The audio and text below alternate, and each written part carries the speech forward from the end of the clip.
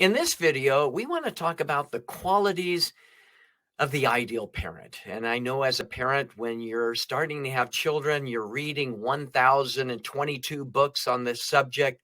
And many times you get things right. And a lot of times you get things wrong and you try to learn from your experiences. So, Aubrey, even reflecting on your growing up, Mhm. and maybe some of the things that I got right and some of the things, Dad, you got wrong, but maybe I'm slowly learning. What would be those qualities to any situation that we should keep in mind about being an ideal parent? Well, I think you would be the ideal parent if you paid off my car. Okay. All right. I like that one. Not really, but okay. All So, that what are aside, some other things besides paying off your car?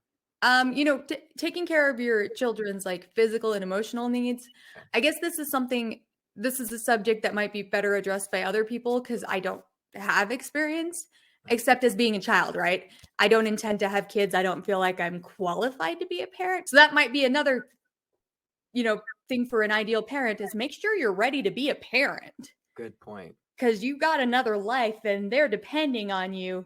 I Like, "Oh think my a god." lot of times, and thank you for sharing. A lot of times people are thinking specifically about physical needs Mhm, like, shelter and clothing and so forth. But you also mentioned the importance of emotional mhm. needs, of being emotionally available to your children Yeah, and so forth. So, what would be some of those things that really could help with children's emotional needs? okay.